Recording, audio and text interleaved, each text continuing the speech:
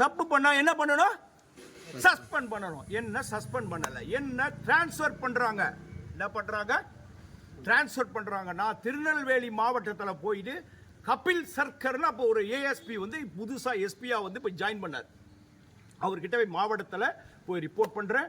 DIG ஐயா வந்து கண்ணப்பன் ஐயா என்ன control room Kanyakumari control room போடுறாரு. என்ன புரியுதுங்களா சார்? இதுக்கு பின்னாடி நிறைய பெரிய பெரிய லாபி இருக்கு சார்.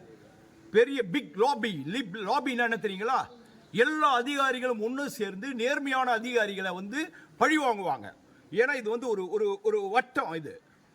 இது எல்லாருக்குமே தெரியும்.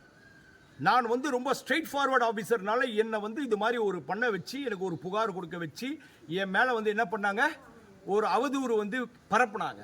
ஆனால் சஸ்பெண்ட் பண்ணணுமா? சஸ்பெண்டே பண்ணலை. நான் போய் கன்னியாகுமரி கண்ட்ரோலில் போய் வேலை செஞ்சுக்கிட்டு இருக்கும்போது இதே மன அழுத்தத்துக்கு நாளான நான் கொடுக்கிறேன் புகார் ஒரு பெரிய ஒரு உயர் அதிகாரி மேல நான் கொடுக்கிறேன் புகார். அப்ப இருந்த டிஜிபி மேடம் வந்து லத்திகாச்சரன் மேடம், அவங்களுக்கு அந்த பெட்டிஷன் அனுப்புறேன். பெட்டிஷன் அனுப்பிச்ச உடனே அதுல நடவடிக்கை எடுக்கிறாங்க. எப்படி?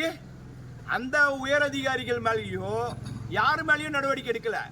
என் மேல நான் கொடுத்த மனுவை வச்சுக்கிட்டு என் மேல 3B போட்டு நடவடிக்கை எடுக்கிறாங்க, விசாரிக்கிறாங்களாம். நல்லா புரியுதா சார்? புரிஞ்சுக்கிட்டீங்களா? எடுத்துட்டு அது விசாரணை பண்றாங்க. சார் ஒருத்தர் பிடிக்கல அப்படின்னா கைப்பட்டா குற்றம், கால்பட்டா குற்றம். இதுதான் சார் போலீஸ். புரியுதுங்களா? கைப்பத்தா குத்தம், கால்பத்தா குத்தம். இப்ப கூட நான் என்ன தவறு பண்ணிருக்கேன்? எந்த தவறும் பண்ணல.